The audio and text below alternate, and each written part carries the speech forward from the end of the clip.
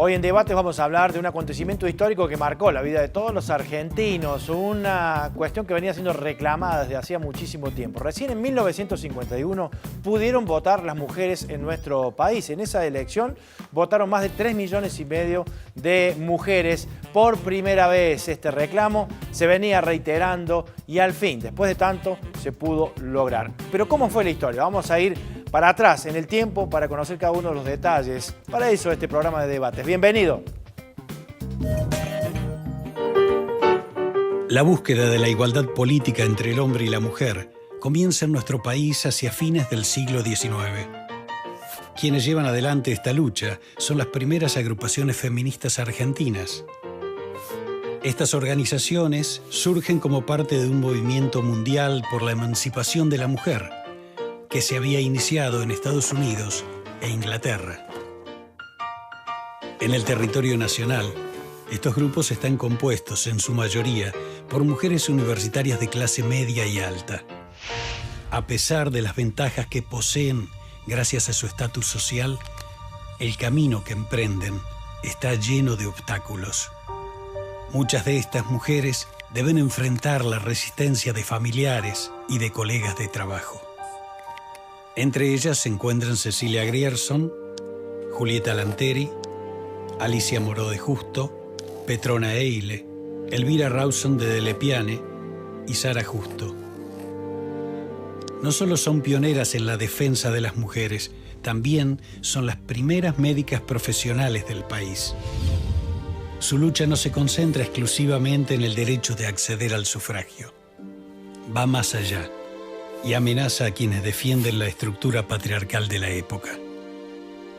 Las organizaciones de mujeres y feministas luchan por modificar la condición de la mujer ante la sociedad argentina.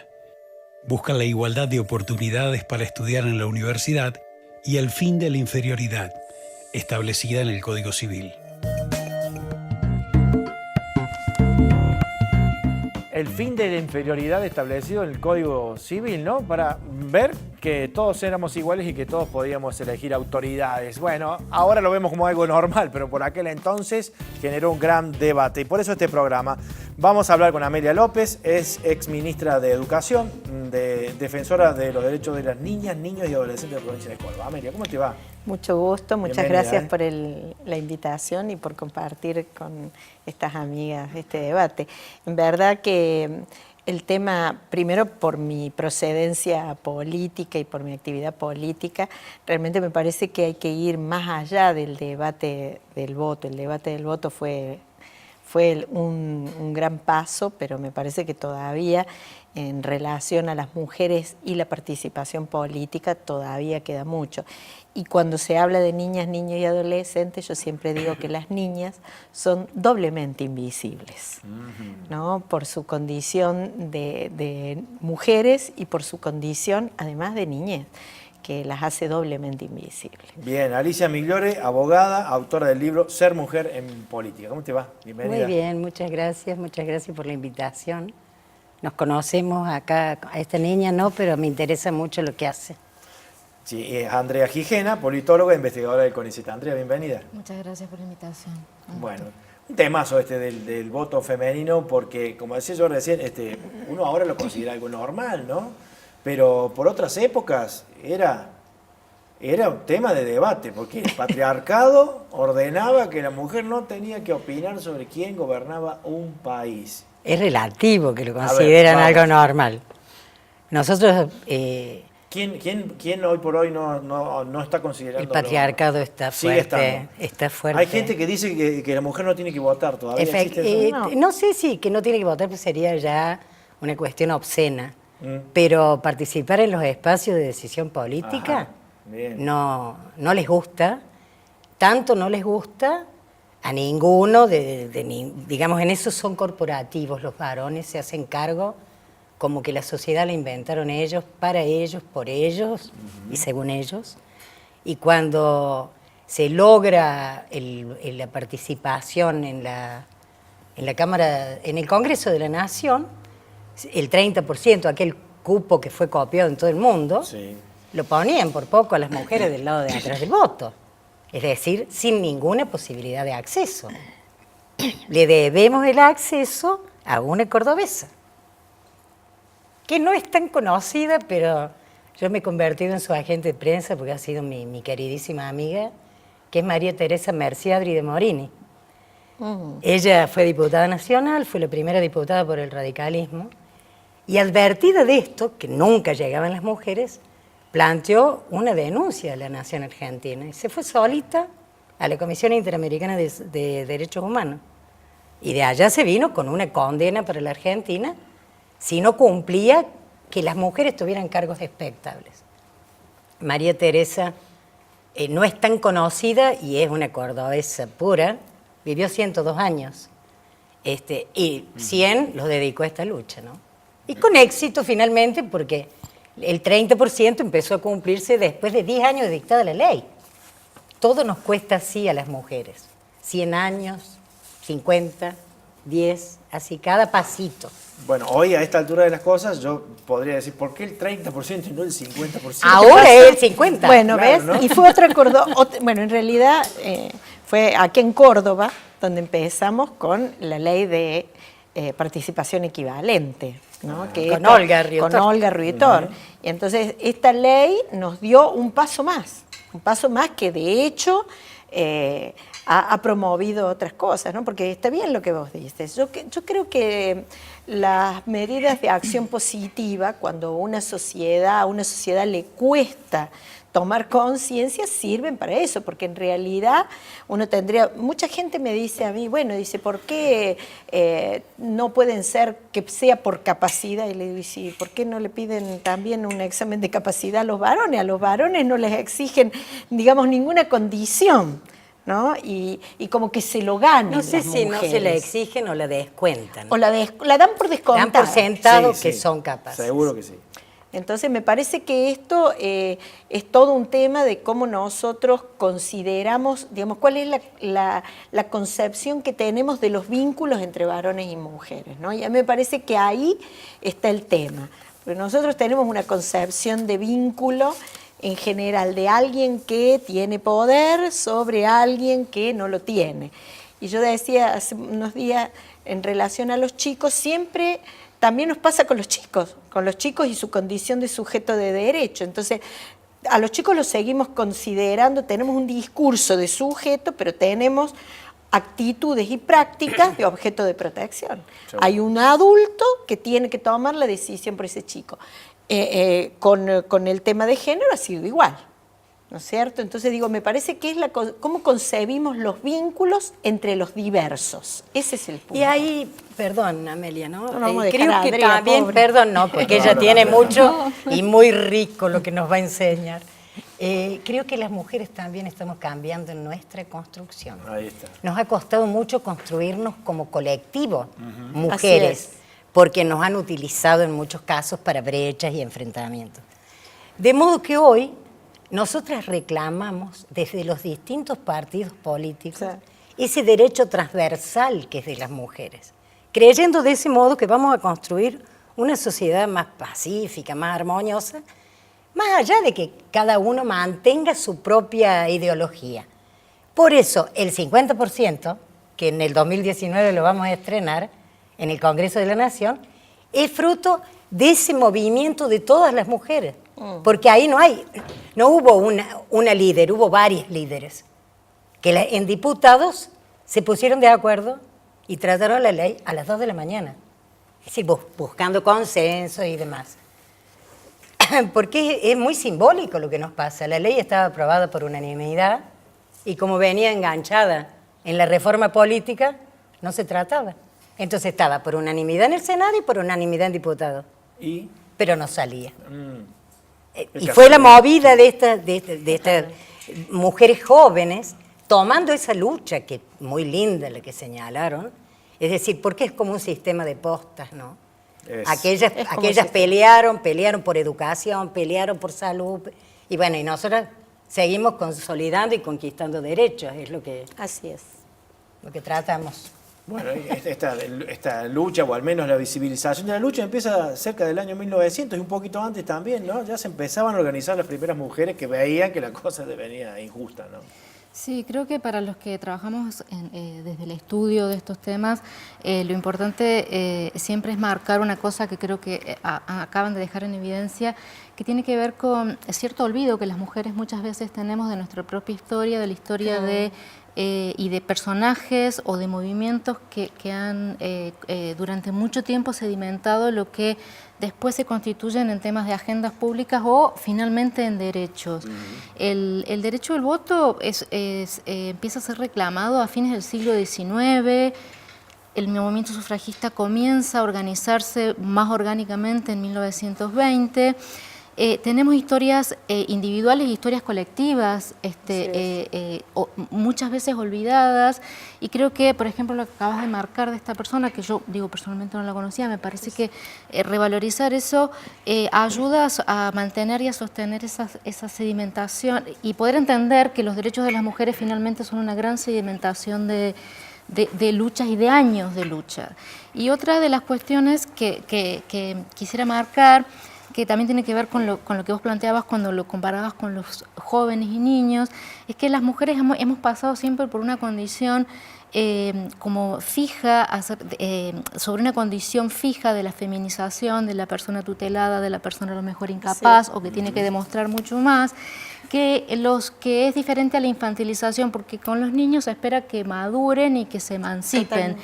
La mujer como que siempre está en cuestión o en duda esa posibilidad de la emancipación, está siempre la necesidad o la amenaza o la necesidad estructural, sistémica, cultural de la tutela, y entonces a veces por eso esa doble condición en las mujeres niñas es todavía más dura, ¿no? Y vamos adquiriendo derechos, el voto, una cuestión que a lo mejor puede resultar más estructural, pero pensemos que las medidas de acción afirmativa, incluso la paridad, siempre se plantean dentro del movimiento feminista o de las mujeres políticas como medidas transitorias, y sin embargo llevan muchísimos años y cuesta que se cumplan, que se sostengan. Digo, nuestras luchas son muy sostenidas, y por allí mirar la historia y sostener esas historias y esas memorias históricas creo que ayudan mucho para a sostener la lucha y a reconocer, ¿no? Las detengo aquí porque vamos a continuar con la historia. Volvemos al año 1900. Cecilia Grierson, la primera médica cirujana argentina, la verdad es que es una figura increíble porque luchó contra también el patriarcado en su profesión,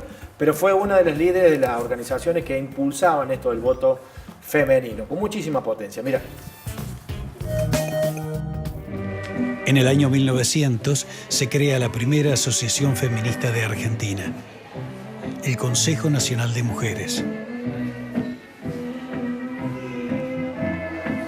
Su fundadora es Cecilia Grierson, la primera médica cirujana recibida en el país, y gran parte de las afiliadas pertenecen a organizaciones de beneficencia. 5 años después, se produce un hecho significativo. Se crea la primera asociación que pugna por el sufragio femenino.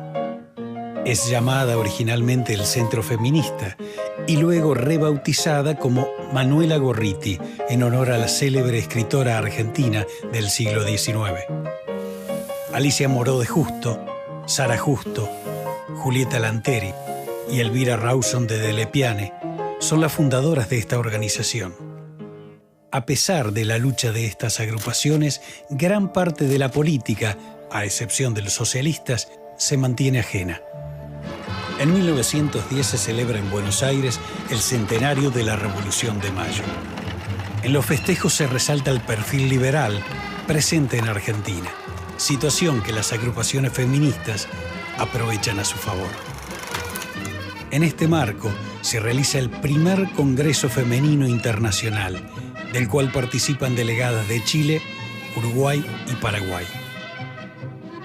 La concurrencia es muy heterogénea.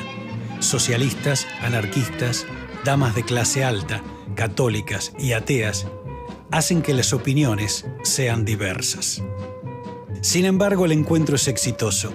Se aprueba un proyecto de ley para lograr la igualdad de los derechos políticos entre hombres y mujeres. Bueno, ya organizada de otra manera, tomando contacto con otros países, ¿no? Ya iba tomando color la cosa. Faltaba que hubiera una respuesta por parte de los que manejaban los hilos del poder.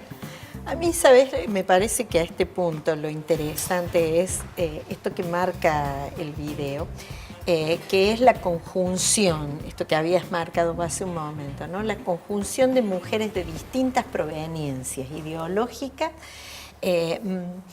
juntas, ¿no? Creo que cuando se han dado otras medidas, como fue el 30%, acá en Córdoba, por ejemplo, en el Congreso Nacional igual, ahora con la paridad que uno ve a algunas dirigentes mucho más jóvenes trabajando, siempre eso ha generado muchísima solidaridad entre las mujeres. Yo recuerdo cuando discutíamos y debatíamos la primera ley de cupo aquí en Córdoba, cuando era para el 30%, ¿no? Y la verdad que era muy, muy interesante ver cómo desde distintas proveniencias radicales. Yo recuerdo entre las mujeres que estábamos en el peronismo, en el radicalismo, mujeres que venían de sectores de otras militancias sociales, religiosas, y realmente esto se constituyó en una lucha común, donde no había diferencias, y a mí me parece que eso es interesante. Y también ahora, cuando han estado todas las dirigentes trabajando sobre paridad, 50 y 50 en la Carta Orgánica Municipal, ¿no? Que esto es, todavía están las chicas en gran lucha, y ahí nos encontramos también, porque aquellas generaciones, por eso me pareció interesante esto que decía Alicia hace un momento, es una posta, ¿no? Porque a nosotras nos la dieron otras, a esta posta, y nosotras también tenemos que apoyar a las nuevas generaciones que vienen en una lucha por más derechos. Porque el tema es más derechos. Y más derechos no en contra de, sino más derechos a favor de todos y de la participación igualitaria de todos. Porque es la única manera que vamos a poder superar la sociedad violenta, los vínculos violentos. Va a ser cuando todos tengamos igual participación y nos respetemos de modo igual, ¿no? ¿El hombre y la mujer tienen diferencias, de acuerdo a la visión de ustedes, a la hora de votar o a la hora de ejercer cargos? ¿Son distintos bueno, hay vicios de la política? ¿El hombre los adquiere, las mujeres adquieren los mismos vicios o tienen otra forma de ir capitalizando ese poder para generar política? Bueno, sería absurdo decir que las mujeres son buenas y los hombres Totalmente. no. Somos seres humanos ambos, pero creo que tenemos visiones complementarias. Sí. Yo generosamente me invitan siempre a combatir, digo yo, porque uno trabaja para eso, a rescatar de la historia. La historia nos enseña muchas cosas. Claro que sí. Si uno habla, por ejemplo, de la ciudad, ahora se llama derecho a la ciudad eso, pero si quiere decir una ciudad accesible, no hace falta un urbanista, hace falta una mujer. Porque la mujer va con el cochecito, va con la panza, va con el viejo, va con el enfermo, sabe cada una de las barreras que se le van oponiendo. Y las puede decir así de memoria por la calle que transita. Ajá. Entonces, cosas que el hombre no registra porque su naturaleza es distinta. ¿En qué sentido lo digo? Es mucho menos vulnerable, por ejemplo, al arrebato callejero. Bueno, ni hablar de los delitos sexuales, de la inseguridad. Es decir, hay una diferencia y sin duda que es complementaria. Es decir, el hombre va a tener una visión y nosotras vamos a tener algo que complemente y a la inversa, porque vivimos realidades diferentes desde que nacemos. Ella ha señalado muy bien que las niñas estamos educadas para complacer, para servir, es decir, en algún momento despabilamos, ¿no? Pero despabilamos avanzando, es decir, venimos aprovechando las enseñanzas anteriores también. Y los varones son los jefes del mundo, así se los educa, porque las madres son machistas. Así es. Entonces, nosotros tenemos que transformar esa cuestión cultural. Yo pongo siempre el ejemplo desafortunadísimo que vivimos en Córdoba, cuando se iba a abrir como mixto el Colegio Nacional del Montserrat. Sí, yo siempre digo, hubiera tenido una de esas de paintball y salía y las pintaba a todas las madres y las novias que manifestaban para que no entraran las mujeres. Es decir, manifestaban en contra de sí mismas. Sí. Una cosa espantosa. Bueno, gracias a Dios, y no es tan lejano. esto es lo que yo quiero significar. Claro. Venimos avanzando, pero estamos cambiando nuestra mente como sociedad, pero no nos tenemos que descuidar. Y a la hora de elegir propuestas electorales, hablando ya de la mujer como votante, Sí. también tendrá una lectura diferente a la hora de recibir el mensaje del postulante, ¿no? Porque para un hombre a lo mejor un discurso tiene una importancia y para la mujer tiene otra validez. Sí, creo que para las feministas, creo que esperamos en el acceso de la mujer a la política, esperamos que haya otra política y que haya que el acceso de las mujeres a los espacios públicos, políticos y de poder impliquen el llevar adelante una agenda de género, que puede ser discutible, que es disputable además, que sabemos que es transversal, la agenda de género es transversal a los partidos de las ideologías políticas, si no se han logrado derechos, sino es de manera transversal en beneficio de las mujeres.